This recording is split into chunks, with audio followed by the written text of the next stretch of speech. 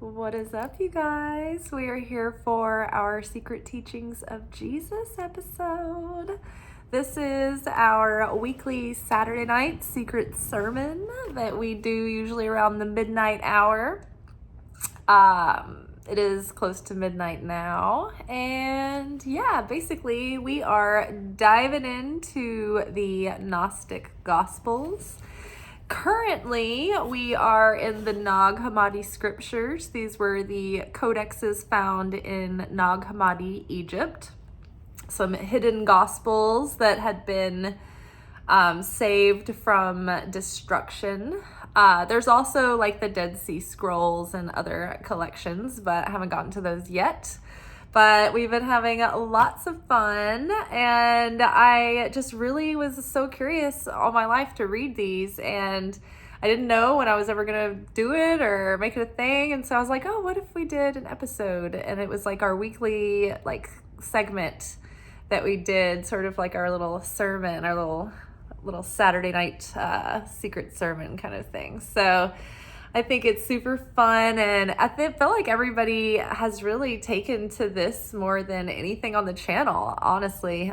People get really excited about the secret teachings of Jesus, and I just love it.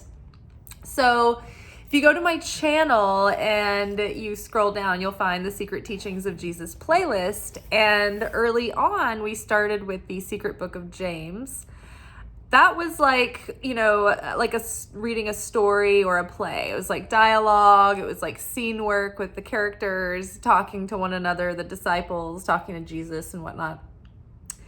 The Gospel of Philip is more like these individual sort of like solo, small portions of text that are pretty cryptic and esoteric, and they're meant to be meditated on, that's basically what I get from it.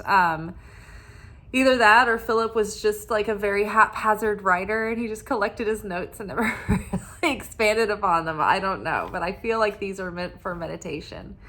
Whatever they are, they turned out the way they were supposed to be, because I think that it's really interesting looking at this text that is just like almost like Greek. It's almost like gibberish, but it really helps to get the rational mind out of the way and let the channeling come through, because the insight doesn't come from the rational mind.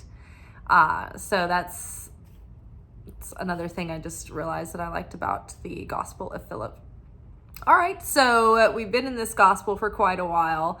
We're almost finished with it, so I think this is, hopefully before the end of the year, we will be done with the Gospel of Philip. It has been a big one, and there have been many portions that we've done multiple weeks. We've recircled back and done part ones and part twos on things. So, all right. So this week's portion is God Plants a Paradise. So I will read this portion of text to you. I will read it through a couple of times, and then we will unpack it line for line. And basically, I come in, or from whatever I'm doing, or when it's time to make this video, and I open up the book and I just start skimming until one of the passages grabs me and jumps out and starts kind of speaking to me. This is channeled. I'm not like a theologian, or I'm like, is that the right word? So, this is entertainment. All right, let's get into it. God plants paradise. God planted a garden, and humans lived in the garden. There are some who dwell with God. There's some ellipsis there, so there might be some text missing. This garden is where it will be said to me, eat this and do not eat that, as you wish. This is where I shall eat everything, where the tree of knowledge is.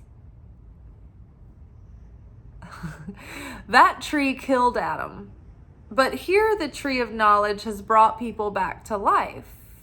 That tree was the law. It can give knowledge of good and evil, but it neither freed Adam from evil nor made him good. And it brought death to those who ate of it. For when it was said, eat this and do not eat that, death began. Okay, that was a bit choppy. It's going to get better. All right. So, God plants paradise. God planted a garden, and humans lived in the garden. There are some who dwell with God. This garden is where it will be said to me, eat this and do not eat that, as you wish. This is where I shall eat everything, where the tree of knowledge is. That tree killed Adam, but here the tree of knowledge has brought people back to life. That tree was the law. It can give knowledge of good and evil, but it neither freed Adam from evil nor made him good. And it brought death to those who ate it. For when it was said, eat this and do not eat that, death began. Okay, so just getting some context around this paragraph jumps around from perspective. So just grammatically speaking, we have this narrator that's like commenting outside of the situation who says God planted a garden and humans lived in the garden. And there are some who dwell with God. Jump to the second paragraph. And this is like Adam speaking in first person. This is like Adam's dialogue. This garden is where it will be said to me, eat this and do not eat that, as you wish. As you wish. Eat this, don't eat that, as you wish. This is where I shall eat everything, where the tree of knowledge is. Or maybe he said it like this. This is where I will eat everything, where the tree of knowledge is. So this garden is where it will be said to me, eat this and do not eat that, as you wish. When you do it like shtick, it almost makes so much more sense. This is where I shall eat everything, where the tree of knowledge is. Back to the observer of the scene. That tree killed Adam. But here the tree of knowledge has brought people back to life. That tree was the law. It can give knowledge of good and evil, but it neither freed Adam nor made him good. And it brought death to those who ate it. For when it was said, eat this and do not eat that, death began. Okay, so now that makes more sense when you hear it like that. Like, this is what Adam is saying, and this is what the narrator is telling the story. So it's interesting when you read the Christian Bible and you go to like Christian church. I'm not sure about Catholic church, but just like I went to a Baptist church. It was kind of non-denominational.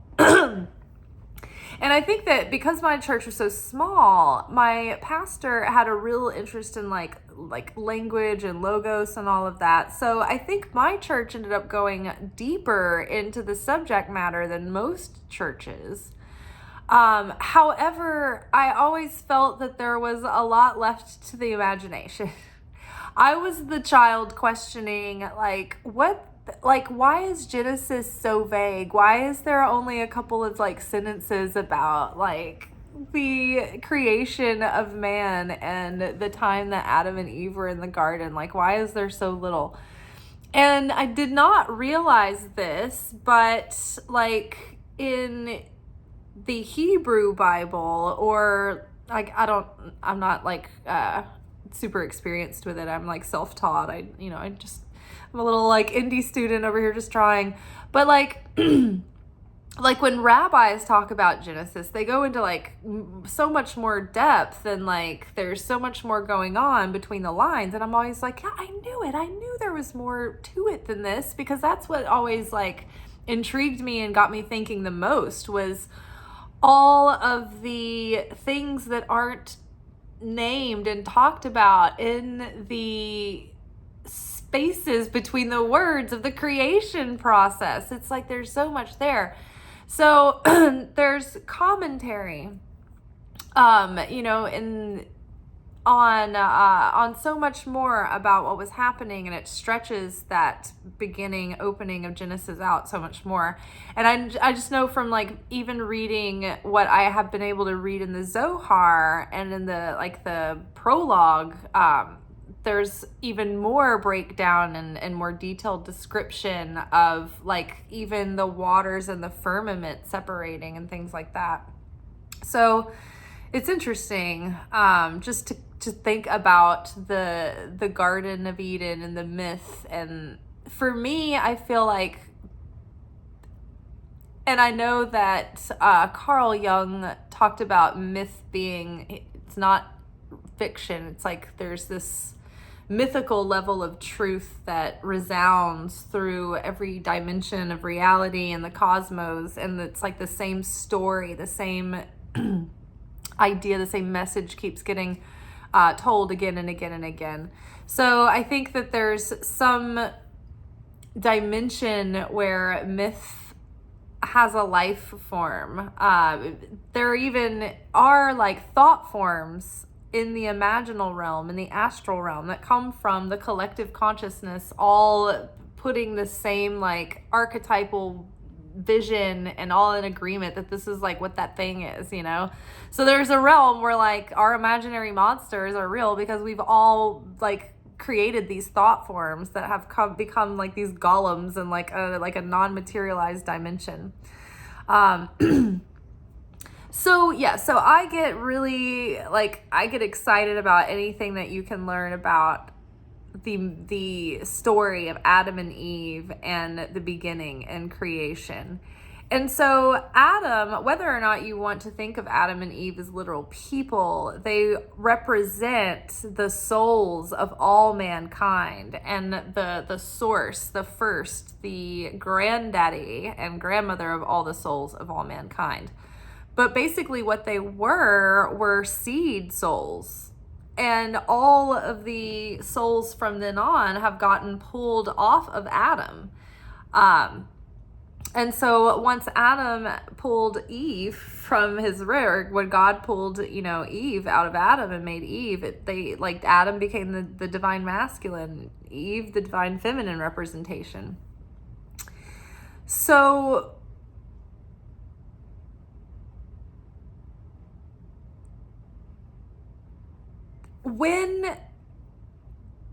most of the Christian and Jewish holidays, and the point of most of all of them, it's so funny because if you watch like a television series that's like you jump in sporadically in different episodes and you're like, oh, this is a good show, I like it. But then when you finally get a chance to when it goes to DVD, or now when we have streaming services, right? You can finally watch it like as a whole series and you get to see the whole story and how they're all related. It's kind of like zooming out. If you're not raised like within the Jewish tradition, they're more conscious of and on purpose about the fact that like this human story, it plays out in the cyclical fashion through all the stories of the Torah.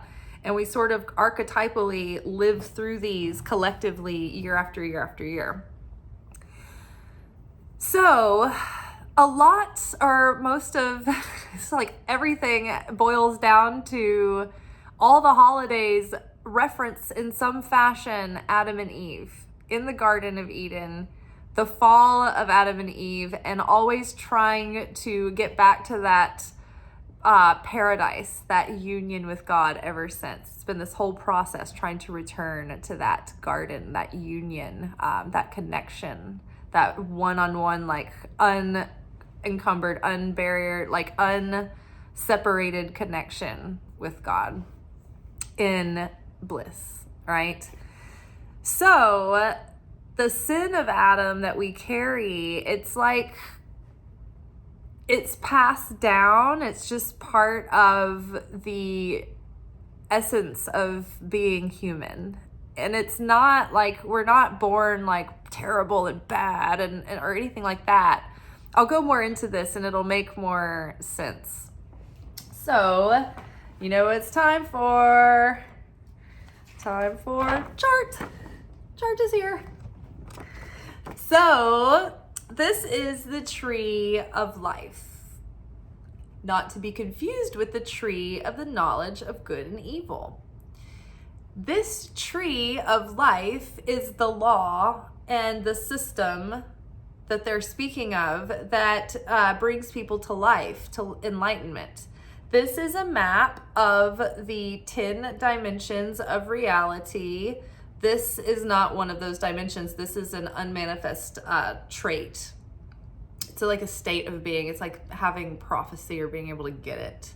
It's like a beingness. It's like a vibe here. It's not a dimension. Okay, so this is the 10 dimensions of consciousness, the 10 dimensions of reality. This is the like God as in like these are the different aspects of the psyche of God and the governing forces of reality and the cosmos. This is a blueprint of reality. This is also a blueprint of the human soul and all the archetypal collective psychological aspects that we all share together. Within these dimensions, like there are all these categories of associations. They're associated with the planets and colors and different angels and different levels of angels and groupings of angels. They have different, like they all govern a different like flavor of like a hue, a vibration that makes up all of the universe. So understanding this tree takes a while. At first, it just doesn't look like anything. You're like, I don't know what I'm looking at. And then after a while, you're like, oh, okay, this map, it makes so much sense. And then you start relating everything to it and everything around it. And you're like, oh my gosh, this is like the key right here. So there's 2 trees in the garden, the tree of life and then the tree of knowledge of good and evil.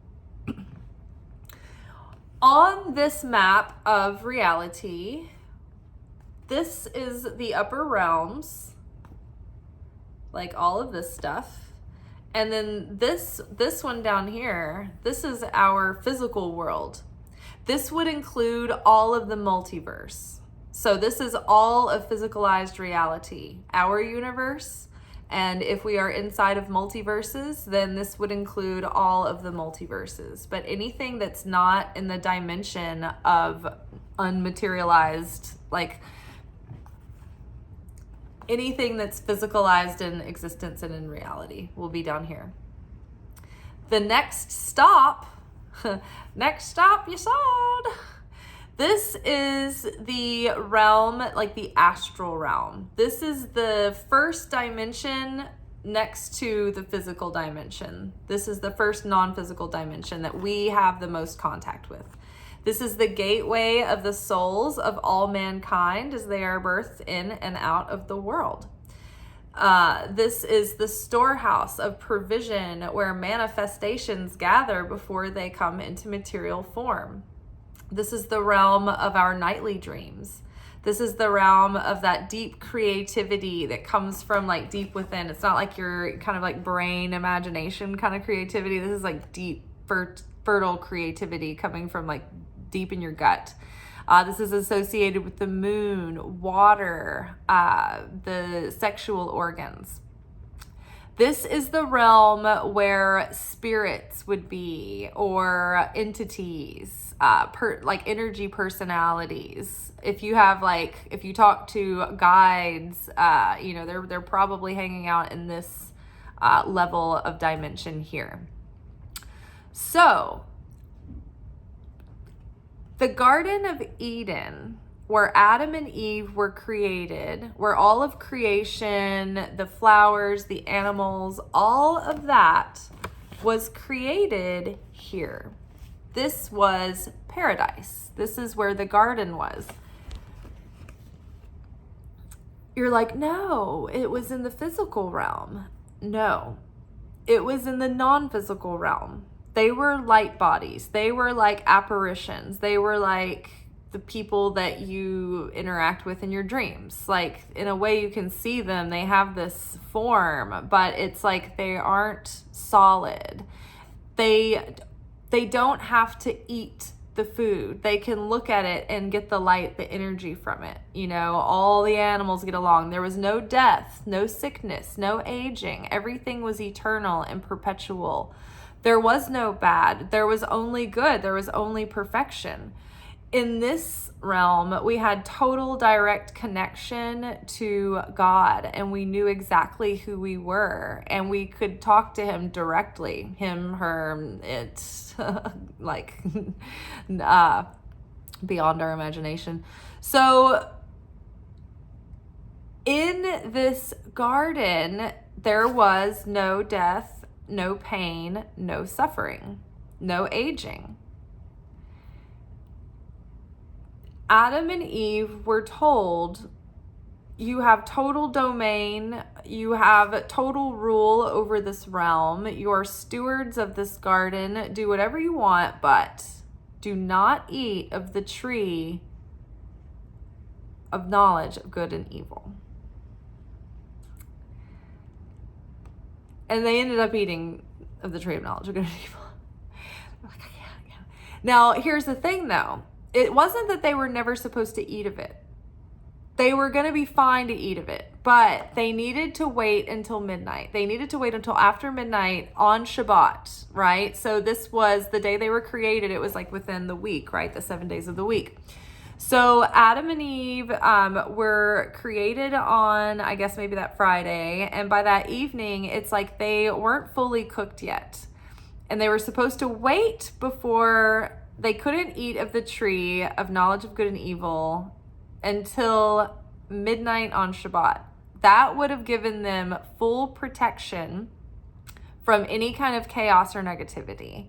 And then in that right timing, they were allowed to eat of the tree. Now, do you guys know what the tree is? What they were eating? We're always like shown like they're eating this apple, like Eve tempted Adam with an apple, this red and delicious, like red and disgusting apple. No, it was sex. They weren't supposed to have sex until their vessel was fully prepared to handle such a magical, miraculous act of souls touching. And I mean, these were pure souls, so it would be like nuclear, right? So this is whenever there is a lot of light and like pleasure and fulfillment and beauty and goodness that can be revealed, there can also be an equal amount of chaos and darkness that can be, it can be twisted and a darkness can come out of it too. Inverse is true. Where there is great darkness, if it is alchemized, it can be even brighter light. It's just like someone who grew up in a pretty level house and they always kind of went to church and they just kind of stayed at the same level and they just did all right. Whereas some people who like say grew up in a house of like, you know, parents who struggle with drug addiction, who were young, who were struggling, and they grew up in a really rough environment, maybe with like no spiritual, you know, nourishment or anything like that, and they're in a dark situation, they grow up hungry for it and become even brighter lights in the world, and they have even more fervor because of it. Or say, you know, people who struggle with like drug addiction or something like that along those lines, and when they finally like overcome it, many times they become even more successful, and you know, they're even stronger because of the thing that they went through, right? So where there is light, there is also the potential for chaos, because we're talking about raw power here. And where there is darkness, there's also potential for light, right? We're thinking about transmuting, not destroying, not getting rid of, but like the transmuting of that energy, either this way or that way. The energy itself, though, has power, right? So think about that intensity. Okay, so where were we? We were talking about, oh yes, so the Garden of Eden was in the non-manifest realm, And Adam and Eve were told you can have sex, but not yet, not until midnight on Shabbat, when you will be protected by inner and surrounding light, and you won't be exposed to evil or danger or vulnerability. Well, they slipped. Like, as in, like, Adam fell down and landed in Eve. Oh my God, 1 in a million. You wouldn't believe what happened. And so they ended up having sex. And I think that maybe they realized their mistake and then they did it again. I can't remember how it plays out when you hear the extended version. And so what happened was that moment when they disobeyed and they didn't take something that wasn't supposed to be theirs, but they didn't practice restriction. They didn't practice self-control. And so they weren't exercising their free will. They were exercising reactivity in that moment. They were grabbing, they were letting their lower animal-like lusts and nature take control of them. And at that moment, they lost their sovereignty. They lost control and they lost affinity with the light of the Creator. They lost affinity with the Creator. The Creator has self-control. The Creator is the cause. The Creator is not effect. So mistake number 1, they fell out of cause consciousness and into effect consciousness. And they might have been able to shift back their consciousness, right? But what happened is that they felt ashamed and they felt exposed and they felt like they were going to be found out and they wanted to put on coverings. They felt like they should cover up. They didn't want God to see them this way. And that is like saying, okay, they put on this layer of hiding from the light. And that separation separated us from our union with God. Not only that, it was when they felt they had to hide that they felt shame. Shame was such a low vibration that they no longer had affinity with the light of the Creator. They could not hold the vibrational resonance that would keep them in the lightness and etherealness of this realm, and they became dense and material and fell. The fall of the Garden of Good and Evil, the fall of Adam and Eve, was literally falling down to earth. It's like when it says the tree killed him, it's like, it's so funny to think of us being really alive in the spirit realm and then, we fudged it up and did a bad. And then that killed us and we died and went to earth. And then on earth we die and go back up to paradise. It's so funny. It's like we're just going back and forth like ping pongs. So let's go back to the text. Okay, so before we go, so we've talked about Adam and Eve.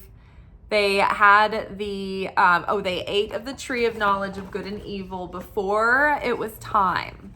So had they been able to practice self-control and restraint and wait until it was the proper hour and they were protected, then they would have maintained their free will and sovereignty. They would have maintained their self-control. They would have been the cause and they wouldn't have been affected by the temptation. And they would have maintained their stature and status here in paradise, in the garden. But instead they did not. And now we have the life that we live now. Okay, so when they ate of the tree of knowledge of good and evil, that was the moment that death and suffering and pain and illness was introduced into the world, like Pandora's box being opened. So now we've fallen from immortality and perfection and bliss in our light bodies down into the flesh prisons and limitedness and death sentence of the material realm. Now, the purpose of what's happened, though, is this. When we were in the realm of perfection and paradise, we were in total union with God, but not by choice, by chance. And we didn't know the difference anyway, so we didn't know to make another choice. So it wasn't all free will to be in that union and that connection with God. You know, God was lonely just being the light up here in the unmanifest and being so abstract and vague, and he wanted somebody to share with. So he created the vessel that we might be created and, you know, be company for God and something for him to love and to create and to share with. And so we were receiving with no process. But that was, we wanted to be more like God. We wanted to start creating. We wanted to start doing and sharing. And so it made us almost feel, there's a phenomenon called bread of shame. When you are receiving something that you haven't earned, it creates this vibration, I guess you'd call it, called bread of shame, where you feel shame and you feel like you want to reject what you're being given because you want to feel like you've earned it.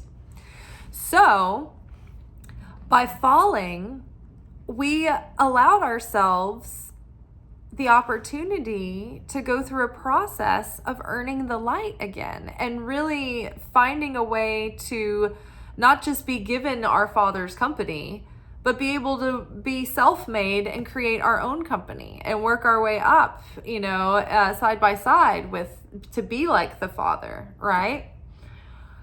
So now our souls, each of us a piece, you know, a descendant of Adam and Eve, we have we all have those original sparks of light that were lost in that fudge up. Right? That decision that day cost us some, like a exact number of sparks of light that we lost to the other side. And so now the purpose of the souls of all mankind is to go through this process called Tikkune, correction. And that is like elevating all these dimensions of our soul while we are incarnated at any given time in this physical realm. And so we come back life after life after life, trying again and again and again to get it further along and to really nail it this time. And so we're given these opportunities year after year after year, life after life after life, to do our Tikkune correction, where we bring the governing forces of our soul into balance and into harmony and out of vice and into virtuous state. By becoming more like the Creator. We prepare the vessel, we build the vessel by we spend this lifetime becoming more like the light, learning, okay, how do I fine tune this instrument to be a better channel for the light so that the light can come through in this world. And so basically our assignment is that each of us souls have this density that's basically given to us in a little pouch, and it's our negativity that is perpetuating through the cosmos from the original fall. And it's our job, it's our assignment, it's like our rent for being in the physical realm to alchemize this negativity into light. So it's like we're given, like, here's a little bit of anger, here's a little bit of greed, lust, here's a little bit of miserliness, here's a little bit of fear, insecurity. Like we all get this little goodie bag of negative traits that manifest in our psychology and our personality. And it's our responsibility in this life to try to heal those things and transcend them. And so we have hints and we have curriculum and we have guidebooks and guideposts through the year. And basically all the astrological signs are assigned specific tikkun issues, strengths and weaknesses. And so we go through the zodiac every year and we have a chance to correct these things every year. You could theoretically complete your tikkun in 1 year if you nailed if you stuck the landing. But you almost don't want to, because after you complete your tikkun, you ascend and you lose a lot of yourself. You start to become less personalized and more in union with the one, with the all. So we do this tikkun correction, and we get this chance year after year after year. Now, if you from what I've learned in learning more about Judaism and learning more about what I can about Hebrew mysticism and everything, there's specific portions of the Torah read on specific weeks, going in order through the year, and it tells the story in a circle every year. And this is the tikkun journey to heal and correct the soul. That's why, when I tell you guys about it's this Hebrew holiday, it's this Hebrew holiday, and it's always all right, let's dig in, let's do more of the work. It's we're always on the Exodus, we're always going through the desert, we're always doing these things every year. And then it's half of the year is going through the desert, we're Israelites, and then the other half of the year is preoccupied with themes relating to Adam and Eve and the garden. So Adam and Eve 101. Let's see. All right, let's go back to God plants paradise. God plants paradise. God planted a garden, or there's a footnote there, so it's interchangeable with paradise. So God planted a garden or a paradise, and humans lived in the paradise or the garden. There are some who dwell ... God ... If I had to guess, I would say there are some who dwell in oneness with God in paradise. Maybe. This garden is where it will be said to me, oh, sorry, I'm playing Adam now. This garden is where it will be said to me, eat this and do not eat that, as you wish. Whatever I want, but just whatever I do, don't eat that over there. No, you're in charge. You can do everything you want. Eat wherever, just don't eat that. Okay, all right, not gonna eat that. So this garden is where it will be said to me, eat this and do not eat that, as you wish. This is where I shall eat everything, where the tree of knowledge is. Or this is where I shall eat everything, where the tree of knowledge is. So let's go back and unpack that a little bit. Or I'll just finish and then we'll go back. Okay. That tree killed Adam. But here the tree of knowledge has brought people back to life. That tree was the law. It can give knowledge of good and evil, but it neither freed Adam from evil, nor did it make him good. And it brought death to those who ate of it. For when it was said, eat this and do not eat that, death began. Okay, so God planted a garden, which was paradise, which was here. And humans lived in that garden, in that paradise. There are some who dwell in perfect union with God in that paradise. Let's just pretend that's what it says. For instance, Elijah it was said that Elijah walked with God all of his days, and then God took Elijah and Elijah was no more. Walks with paradise in union with God. Elijah was absorbed back into the all, to that level. And I believe Elijah was made into the archangel Metatron, which doesn't happen. Archangels are different kinds of creatures. Angels are different kinds of creatures. Human beings are a specific being and creature. We have a soul, we have an ego, we have the choice to go against what we were made for.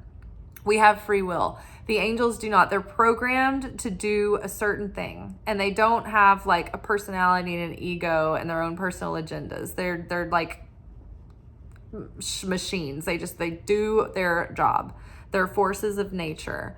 There are forces of nature that are just there. They do this one job. Animals. They know what they're supposed to do through their instincts. They know how to follow nature and stay in rhythm and do what they're supposed to do. They don't go off the rails and beat their wives and have sin and cheat and all of that. They don't gamble and do drugs. Oh my gosh, I've got a Charlie horse in my inner thigh. Ah! those crazy squirrels gambling and drinking and doing heroin in the backyard. Okay. It's still happening. Okay. So, I'm just going to have to do it from down here. This garden is where it will be said to me, eat this and do not eat that, as you wish. So to me, it's like this is kind of like, it feels like in this little portion there. I feel like if I just go straight in to the squat, rather, oh, nope, it's still not working. So Adam at this point is starting to get like his own will involved and his own sort of like the desire to receive for himself alone and thinking about himself and his agenda, but not thinking about the bigger picture. This garden is where it will be said to me, eat this and do not eat that, as you wish, as you wish. And it's like he's almost like pointing out, like, they're telling me what to do. They're telling me what I can and can't eat, but they're also saying, like, just do whatever you want. You can do whatever you want, but then they're also telling me, like, I can't do whatever I want. So, like, am I in charge here or am I not? Like, I don't know. It just feels like Adam is having, like, that self-realized moment of, like, the toddler phase of, you know, his becoming. And, I mean, when you think about it, like, there were, like, Adam and Eve were only a few hours old at this point. They're kind of adolescent. They're very young. They're very full of piss and vinegar. And according to Adam, he's like, this is where I shall eat everything, where the tree of knowledge is. Like, he thought, okay, if I'm gonna, like, this is where I'm really gonna get the good stuff. This is where I'm gonna get, you know, all the knowledge, and I'm going to get the whole picture. I'm going to get it all if I eat from the tree of knowledge. Like, this is where it's at right here. Like, you know, all the food in the garden and all of this is fine. But like, if I want to really eat, you know, and be in possession of all the power and all the knowledge, like, I need to eat of this tree. And it didn't really go there very well. That tree killed Adam. Because at that moment, for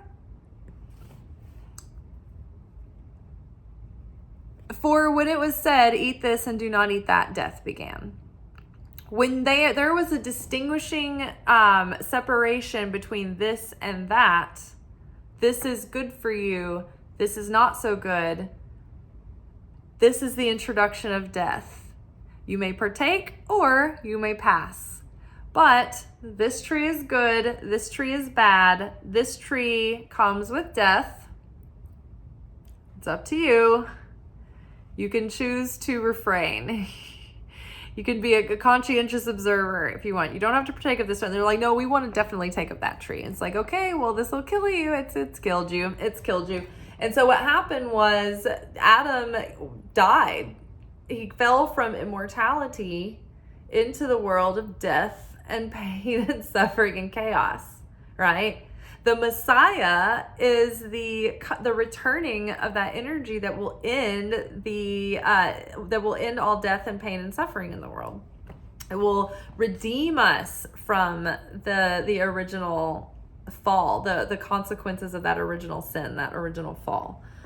Death, disease, discomfort, pain in childbirth, having to work to make bread, all of it. It all came from that. And so we're working around the clock ever since to try to reverse that mistake. So that tree killed Adam. So instead of being immortal, now when we're born, this is the gate of death right here. A mother is the bringer of life and death. The day that your mother gives you life, she also gives you death. It's pretty crazy. They go hand in hand. They're just two different sides of the same coin. It's really interesting. And so this is the gate here of life and death, right? And then, this is the kingdom of death, essentially, where we think we have life. We consider this life. We're like, oh, we're living here until we die. And then we go here to the immortal realm. So it's very interesting that we perceive it's backwards. We perceive this realm as being alive and like we're afraid to die. And then in all reality, it was this realm where we were really alive and we were really living. And then we fell and died into like these flesh suits that were limited, and we couldn't use our full power and our full consciousness and our full reality and our full connection to God, which would make us feel bliss and fulfillment and absolute peace, right? So when they had to distinguish this or that, it's like there was no difference before. It was just all good, but you don't recognize how good the good is if you don't have contrast. So it's like without the various shades of color and gray in the grayscale, you don't have like, without like, you can't, if everything is all bright white, then there's no variation. If everything is black and white, then you're only two-dimensional, right? So in the 3D reality, we have many shades of gray and variances, right? So that tree killed Adam. But here, the tree of knowledge has brought people to life. Now, here, the tree of knowledge has brought people to life. It's like this is where people are born. This is where people come to life, right? But their bodies come to life here. But having knowledge and starting to understand all of this is where the soul really comes to life. This is where you awaken and turn on the soul and get that sparked and growing and evolving and transcending the lower aspects. So in this kingdom, what does it say? But here, the tree of knowledge has brought people back to life. Now, it's interesting too, because the tree of life here is actually a tree of knowledge that helps you bring your soul to life. It helps you awaken your soul. It helps you start to integrate that soul awakening into the way that you live in your life. You prepare your vessel to be a vessel of sharing for the light of the Creator in this world. So you become a kinder person, a more generous person, a more helpful person, a stronger, more honest person, a person with courage of their convictions. So that you prepare the vessel in the way that you behave, but you also prepare the vessel with your level of faith in the Creator, in your belief and your certainty and confidence that the Creator is your sustainer and is taking care of you and is trustworthy and has a plan. You have a higher destiny. And when you align with that higher self within and you start to let that guide you, then it starts to lead you toward that higher destiny. There are multiple versions of what life you could be living in, what reality you could be living in at any given moment, but who we choose to show up as and resonate in is going to determine what timeline we will find ourselves living in.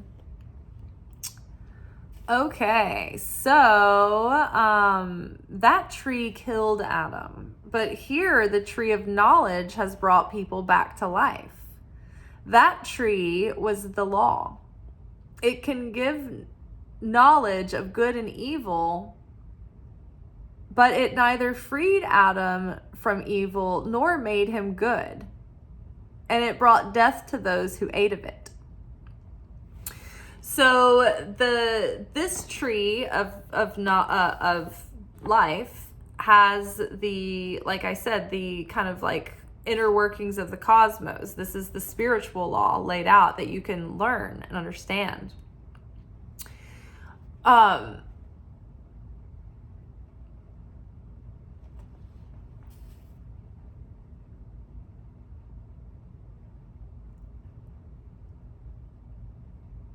But then you come to the physical world with the tree of knowledge of good and evil, and you have natural laws and other governing laws of this universe that you have to live by, that govern our lives and require death.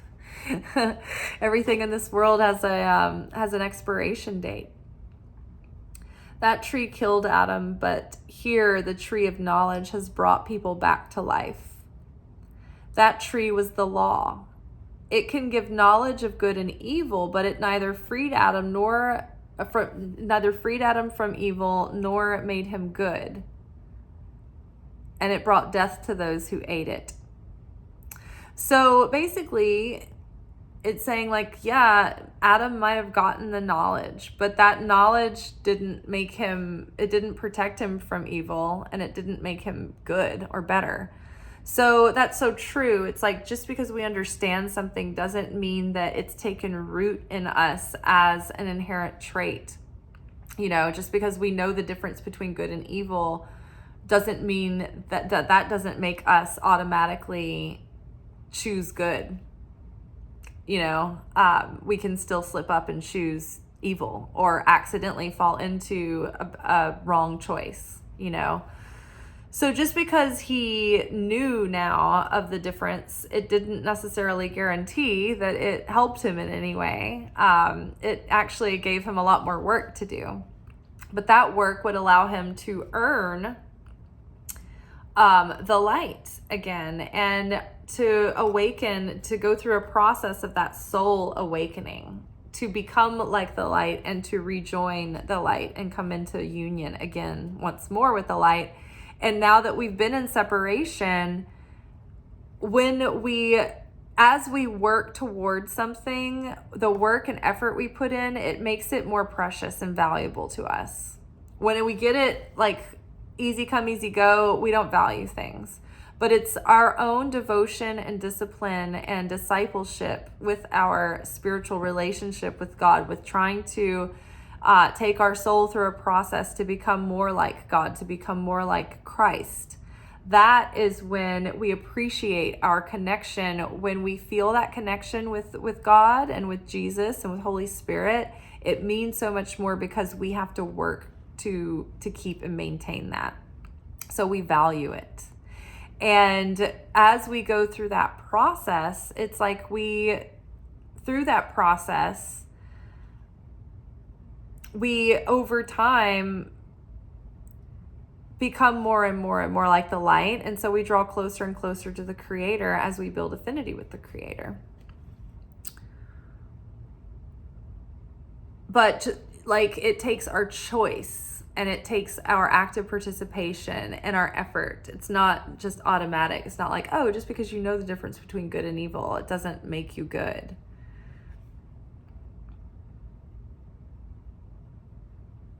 All right, let's read the portion one more time. And I think that we've covered everything that came through. Okay. God plants paradise.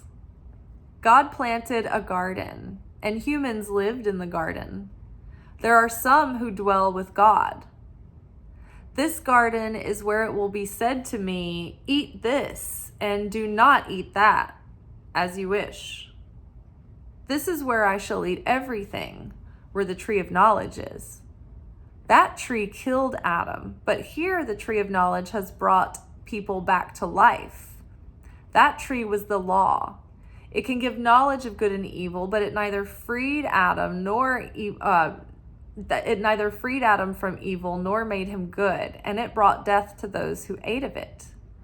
For when it was said, eat this and do not eat that, death began. So the tree of life, learning this tree of knowledge, the tree of life knowledge, can help you reverse that process, because this helps you do the soul correction.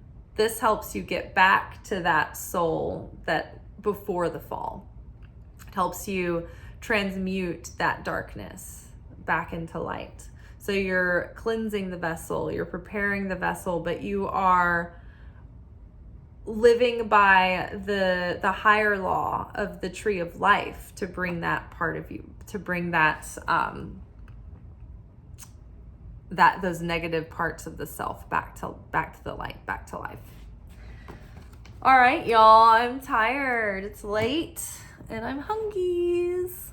So I will see you all tomorrow for our weekly energy oracle forecast, where we will be taking a look ahead at the next 7 or 8 days or so to see what kind of energetic and spiritual weather we will be having and living and moving in.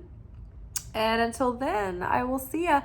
We also have a full moon tomorrow.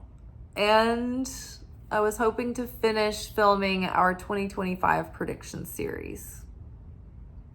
So we'll definitely have the full moon workshop. If I'm able, we will still have the weekly energy oracle forecast.